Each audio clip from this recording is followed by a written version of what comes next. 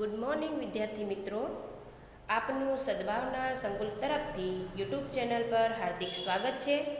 આજે આપણે હિન્દીમાં પાઠ 4 કર્મયોગી લાલ બહાદુર શાસ્ત્રી વિશે અભ્યાસ કરવાનો છે, જેના લેખક છે શંકરદયાલ શર્મા. સૌ પ્રથમ આપણે શંકરદયાલ શર્મા વિશે થોડીક લેખક પરિચય મેળવવાનો છે.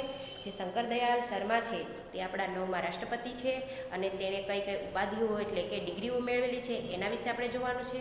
અને પછી આપણે જોઈએ તો કે કર્મયોગી લાલ બહાદુર શાસ્ત્રી પાઠ, જે આપણું પાઠનું હેડિંગ છે, એના વિશે આપણે માહિતી મેળવે છે કે ભાઈ લાલ બહાદુર શાસ્ત્રી છે પોતાને જીવન એક સામાન્ય પરિવારમાંથી લઈ અને પોતે રાષ્ટ્રપતિ પદ સુધી પહોંચ્યા ત્યાં સુધીનું પોતાના જીવનનું જે આલેખન છે અથવા તો તેના જીવનનો જે સંઘર્ષ છે એ જ આપણા પાઠમાં આપવામાં આવ્યો છે. તો હવે આપણે બધા જ વિદ્યાર્થી મિત્રો પાઠ્યપુસ્તક સાથે રાખશે અને આપણે હવે શબ્દસઃ પાઠ, લેખક પરિચય અને પાઠ આ બંને સમજતા જશું. તો જુઓ, સૌથી પ્રથમ શંકરદયાલ શર્મા જે આપણા પાઠના લેખક છે એની આપણે ટૂંકી માહિતી મેળવી લઈએ. તો કે ભારત કે 9વેं રાષ્ટ્રપતિ શ્રી શંકરદયાલ શર્મા કા જન્મ ભોપાલ એટલે કે જે મધ્યપ્રદેશમાં આવેલું છે ત્યાં થયો હતો. આપકી આરંભિક શિક્ષા મધ્ય પ્રદેશ में हुई. આરંભિક યાની કે પ્રથમ પ્રાથમિક શિક્ષણ એનું છે એ ક્યાં થયું હતું? તો કે એમનું મધ્યપ્રદેશમાં જ થયું હતું. आगे की पढ़ाई आपने क्रमशः आगरा, इलाहाबाद तथा लखनऊ विश्वविद्यालय में की तथा एमए LLB की उपाधि प्राप्त की. હવે તેમણે ત્યાર પછીનું જે શિક્ષણ છે એણે ક્યાં મેળવ્યું છે? ક્રમશઃ એટલે કે એક પછી એક. પ્રથમ એણે આગ્રામાં પોતાનું શિક્ષણ મેળવ્યું છે, ત્યારબાદ ઇલાહાબાદ અને લખનઉ વિશ્વવિદ્યાલયમાં ત્યાં એમણે MAની ડિગ્રી અને LLB એટલે કે વકીલ થવા માટેની જે ડિગ્રી હોય છે એ એણે પ્રાપ્ત કરી.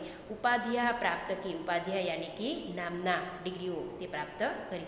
बाद में कैम्ब्रिज विश्वविद्यालय से PhD की उपाधि अर्जित की. હવે એને પછી કેમ્બ્રિજ જે વિશ્વવિદ્યાલય છે એ ઇન્ટરનેશનલ યુનિવર્સિટી છે તે PhDની ડિગ્રી, PhD એટલે કે PhD કર્યા પછી તેમના નામની આગળ ડૉક્ટર લાગે તે ઉપાધિ એટલે કે ડિગ્રી છે તેમણે અર્જિત કરી યાની કે મેળવી. શબ્દો પર ખાસ ધ્યાન આપજો, આવા શબ્દ હોય ત્યાં અંડરલાઇન કરતા જજો. अर्जित કરી એટલે કે મેળવી. और वहीं पर 1 वर्ष तक प्रवक्ता रहे. प्रवक्ता यानी कि बोलनार, लेक्चरर तरीके રહ્યા. તત્પશ્ચાત ભારત લौटकर આપ રાજનીતિ में सक्रिय हुए. એટલે ત્યાર પછી તે ભારત આવીને કેમ્બ્રિજ યુનિવર્સિટીમાં તેમણે પોતે વિશ્વવિદ્યાલયમાં PhD કરી, ત્યાર પછી ભારત આવી અને તેમણે રાજનીતિમાં એટલે કે રાજ્ય જે આપણી રાજ્યકારણ છે એમાં પોતે સક્રિય થયા એટલે કે કાર્યરત થયા. विधायक और सांसद के रूप में आरंभ में हुई आपकी राजनीतिक यात्रा राज्यपाल, उपराष्ट्रपति और राष्ट्रपति के सर्वोच्च पद पर जाकर समाप्त हुई. यानी कि એની જે રાજનૈતિક પ્રક્રિયા છે અથવા તો જે કાર્ય છે એ સૌપ્રથમ એમણે વિધાનસભા અને સંસદમાં શરૂ કરી. એમાં સૌપ્રથમ એણે કયો હોદ્દો મેળવ્યો? તો કે રાજ્યપાલ બન્યા, ત્યાર પછી એ ઉપરાષ્ટ્રપતિ બન્યા અને છેલ્લે તે જે આપણે સર્વોચ્ચ જે પદ છે રાષ્ટ્રપતિનું એના પદ સુધી તે ગયા.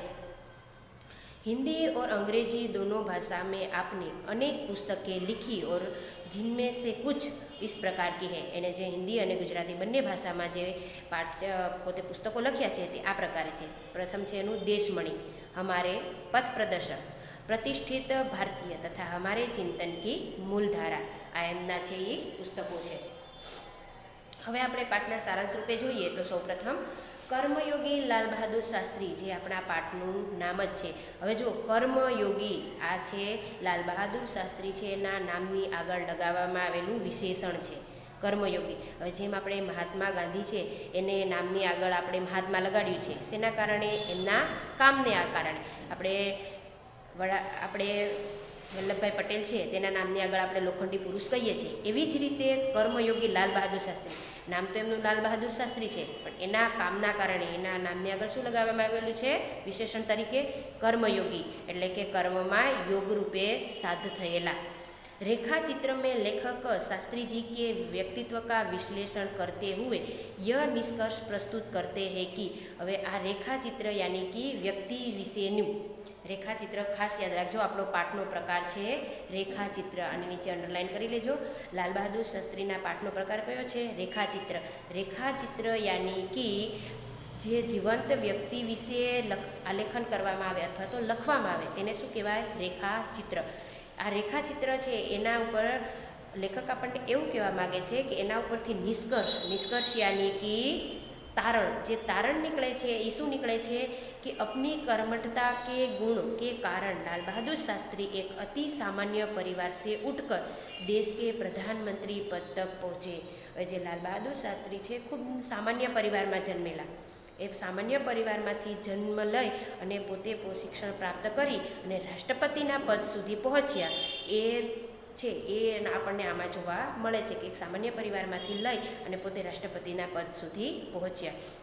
वे कर्म को ही ईश्वर मानते थे, એટલે કે પોતાના કામને જે ભગવાન માનતા હતા।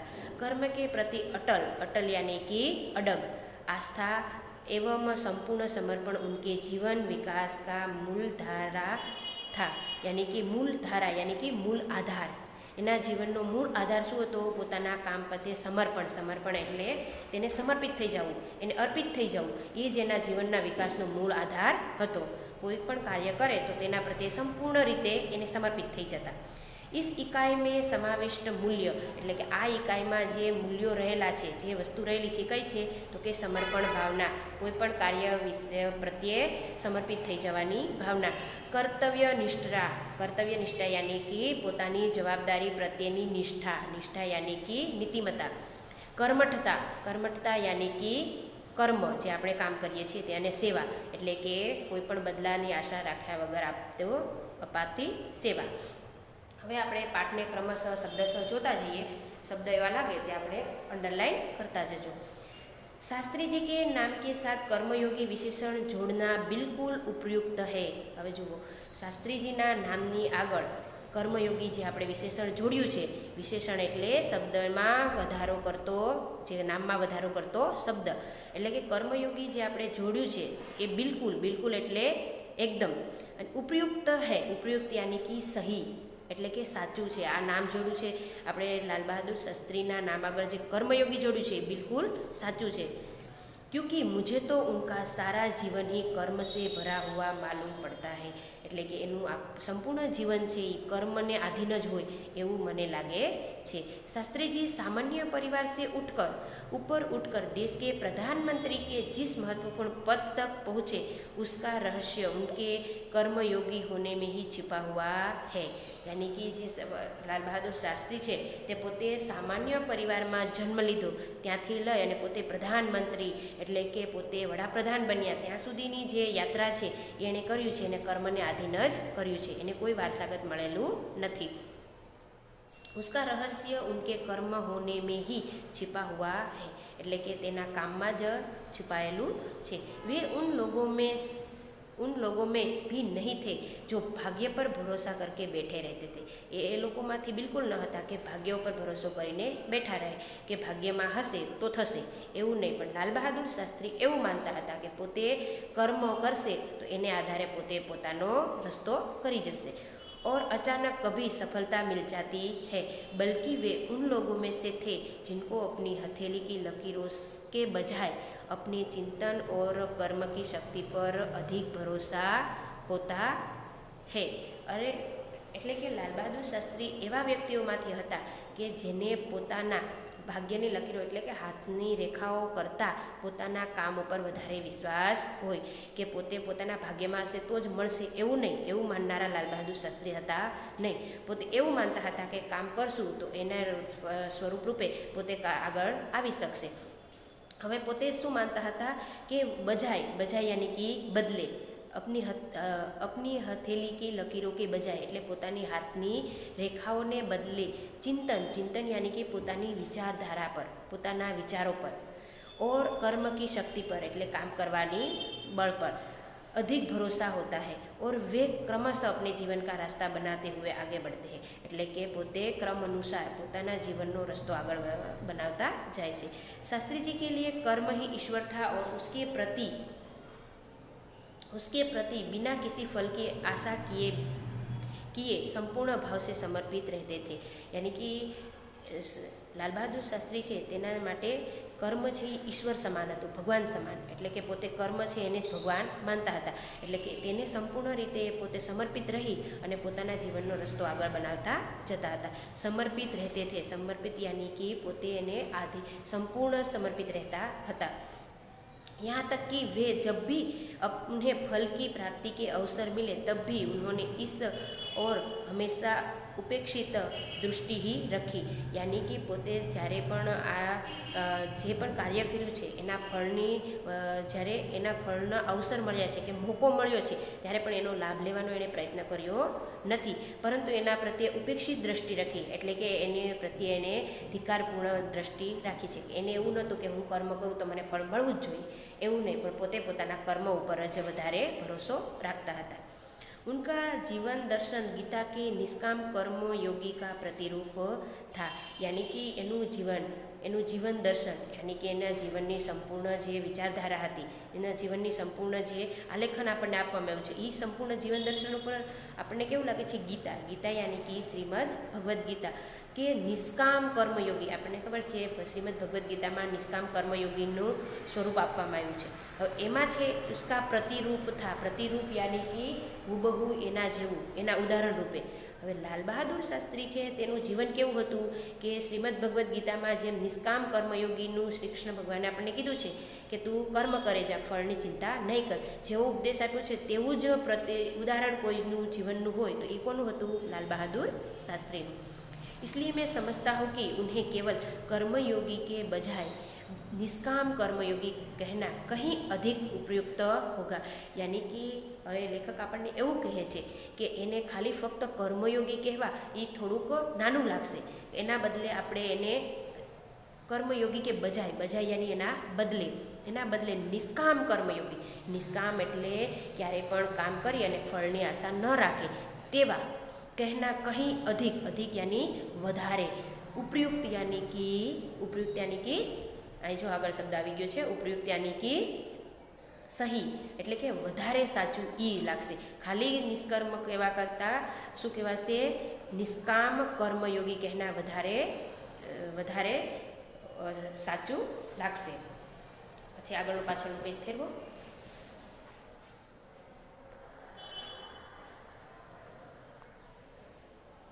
अपने उद्देश्य के प्रति दृढ़ आस्था यानी कि પોતાના ઉદ્દેશ્ય यानी कि લક્ષ્ય, પોતાના લક્ષ્ય પ્રત્યે दृढ़ यानी कि अटल, आस्था यानी कि श्रद्धा. उस उद्देश्य को प्राप्त करने के लिए कर्म का भाव तथा उस कर्म के प्रति संपूर्ण समर्पण, ये 3 बातें मुझे उनके संपूर्ण चरित्र तथा जीवन दर्शन में दिखाई पड़ती है. હવે આપણને લેખક અહીંયા એવું કહે છે કે એના સંપૂર્ણ જીવનમાં એ આપણને એવું જોવા મળે છે કે 3 વાતો ઉપર એનું જીવન આખું આધારિત છે. તો એ 3 વાતો કઈ છે? તો કે પોતાના ઉદ્દેશ્ય પ્રત્યે, પોતાના લક્ષ્ય પ્રત્યે કેવું? દ્રઢ આસ્થા. દ્રઢ એટલે મજબૂત, એકદમ અડગ આસ્થા. उस उद्देश्य को प्राप्त करने એટલે જે હવે લક્ષ્ય બનાવ્યું છે એને પ્રાપ્ત કરવા માટે શું? કર્મ કા ભાવ એટલે કે એના પ્રત્યે શ્રદ્ધા, ભાવ રાખવું. उस कर्म के प्रति संपूर्ण समर्पण, એને સંપૂર્ણ આધીન થઈ જવું, સમર્પણ થઈ જવું, એને ન્યોછાવર થઈ જવું. કોઈ પણ કામ હાથમાં લે પછી તે કામ સંપૂર્ણપણે પોતાની પોતે ગમે તેટલું કરવું પડે તો પણ પાર પાડવું. એ 3 બાતે, આ પ્રશ્ન છે તે વારંવાર પૂછાતો પ્રશ્ન છે, તો આ વાત યાદ રાખી લેવી કે उसके जीवन की 3 मूलभूत बातें कौन सी है.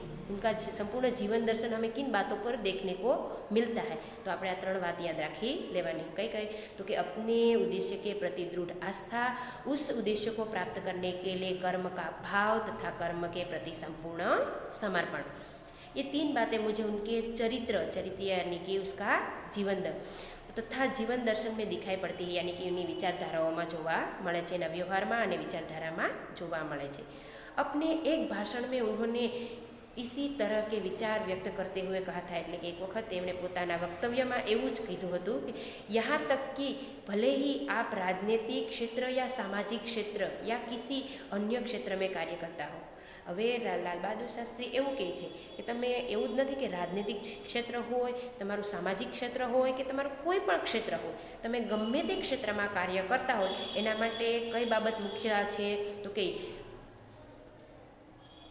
કાર્ય કરते हो, यदि आप उसमें सफल होना चाहते हैं એટલે કે આવા તમે તેમાં સફળતા મેળવવા માંગો છો, अपने दायित्व का पूरी तरह से निर्वाह करना चाहते हो એટલે કે જો અહીંયા આપ अपनी दायित्व यानी જવાબદારી, તમે પોતાની સંપૂર્ણ જવાબદારીનું પૂરી तरह निर्वाह यानी कि निभावा मांगता हो तो आपको कार्य और समर्पण तथा भक्ति और कर्म में समन्वय होना चाहिए। એટલે કે જો તમે કોઈ પણ ક્ષેત્રમાં કાર્ય કરતા હોય, પછી રાજનૈતિક હોય, સામાજિક હોય કે કોઈ પણ અન્ય ક્ષેત્ર હોય, તમારું વિદ્યાર્થી જીવન હોય, કોઈ પણ ક્ષેત્ર હોય તેમાં તમારે જો કોઈ પણ કાર્ય કરવું હોય તો પહેલી શું હોવું જોઈએ કે કાર્ય પ્રત્યે સમર્પણ હોવું જોઈએ, સંપૂર્ણ એને ન્યોછાવર તમે હોવા જોઈએ। અને બીજું કે કર્મમાં અને ભક્તિ એટલે કે એ કાર્ય પ્રત્યે શ્રદ્ધા હોવી જોઈએ, એ કાર્યમાં શ્રદ્ધા પણ હોવી જોઈએ અને કર્મ પર ભરોસો પણ હોવો જોઈએ। હવે એક વાત કીધું સમન્વય હોના ચાહીએ, આ બંને બાબતમાં એકરૂપતા હોવી જોઈએ। કોઈ પણ કાર્ય કરો તો તે કાર્ય ઉપર ભરોસો પણ હોવો જોઈએ અને કાર્યને પાર પાડવાની ક્ષમતા પણ હોવી જોઈએ અને એને કાર્યને પાર પાડવાની તમારામાં સંપૂર્ણ ભાવના પણ હોવી જોઈએ। मैं शास्त्री जी की सफलता का रहस्य उनके इसी महत्वपूर्ण चिंतन में मानता हूँ। હવે આ લેખક એવું માને છે કે આની જે સફળતા છે એનું રહસ્ય કયું છે તો કે એનું મહત્વપૂર્ણ ચિંતન, એની જે એ વિચારધારા હતી એ જ એનું સંપૂર્ણ મહત્વપૂર્ણ છે। साथ ही यह भी मानता हूँ कि किसी भी व्यक्ति, समाज और देश के विकास का रहस्य इसी भक्ति और कर्म के सिद्धांत में निहित है। હવે કે કોઈ પણ કાર્ય હોય એમાં હું એવું માનું છું કે આ સિદ્ધાંત ઉપર જ આધારિત છે। આપણને લેખક એવું કહેવા માગે છે કે લાલ બહાદુર શાસ્ત્રી જ નહીં, કોઈનું પણ જીવન હોય તો કેના ઉપર આધારિત રહે છે, કોઈ પણ વ્યક્તિ કે સમાજ કે દેશના વિકાસ માટે આ રહસ્ય કયું રહેલું છે કે ભક્તિ એટલે કે ગમે તે લક્ષ્ય હોય, સિદ્ધાંત હોય અથવા કર્મ હોય એના પ્રત્યે શું હોવી જોઈએ, પહેલાં તો શ્રદ્ધા અને કર્મ હોવું જોઈએ એટલે કે કાર્ય કરવાની નીતિ હોવી જોઈએ। આ સિદ્ધાંત ઉપર જ નિહિત હૈ, નિહિત યાની કે એનામાં સમાયેલું છે, નિહિત યાની કે ની અંતર્ગત રહેલું, આનો અર્થ એવો થાય છે, સમજાણું? નિહિત યાની કે ની અંતર્ગત રહેલું, ની અંદર રહેલું એટલે કે આ સિદ્ધાંતની અંદર રહેલું છે કે કોઈ પણ માણસને લક્ષ્ય પ્રત્યે શ્રદ્ધા અથવા તો કર્મમાં વિશ્વાસ હોવો જોઈએ। शास्त्री जी का संपूर्ण जीवन श्रम, सेवा, सादगी और समर्पण का अनुपम उदाहरण है। હવે શાસ્ત્રીજીનું સંપૂર્ણ જીવન, આ એક વાક્યમાં પૂછાતો પ્રશ્ન છે। હવે શાસ્ત્રીજીનું સંપૂર્ણ જીવન છે કેવું જોવા મળે છે? પહેલાં તો જીવન શ્રમ એટલે કે પોતે કર્મને શ્રમ એટલે કે મહેનત કરવામાં સંપૂર્ણ માનતા હતા, સેવા એટલે કે કોઈને પણ કોઈ પણ લાલચ રાખ્યા વિના બીજાના સેવાભાવ આપવામાં માન્યતા હતી, અને સાદગી આપણે એના પહેરવેશ ઉપરથી આપણે જોઈ શકીએ છીએ। જુઓ તમે અહીંયા જોઈ શકશો એનો પહેરવેશ જુઓ, ગાંધીજી જેવો એકદમ સાદો પહેરવેશ છે એટલે કે પોતે સાદગીમાં સંપૂર્ણ માનતા હતા। એટલે લાલ બહાદુર શાસ્ત્રી છે એ પોતે સાદગી અને સમર્પણ એટલે કે પોતે પોતાનું જે લક્ષ્ય ધારેલું હોય તેના પ્રત્યે સંપૂર્ણ રીતે ન્યોછાવર થઈ જતા। આ અનુપમ એટલે અલગ જ ઉદાહરણ છે। अनुपम यानी कि अनूठा, समझ पड़ी? अनुपम यानी कि अनूठा જ ઉદાહરણ એટલે અલગ જ ઉદાહરણ છે। उनके ये गुण केवल उनके कार्यों और विचारों में ही अभिव्यक्त नहीं पाते थे, बल्कि उनको देखने से ही इन सभी भावों का एहसास हो जाता था।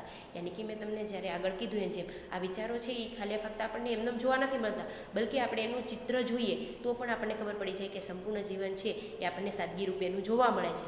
શ્રમમાં માનતા હતા કારણ કે સામાન્ય પરિવારમાંથી લઈ અને પ્રધાનમંત્રીના પદ સુધી પહોંચવું તો એના મતલબ કે એનામાં શ્રમ કરવાની ક્ષમતા હોય છે।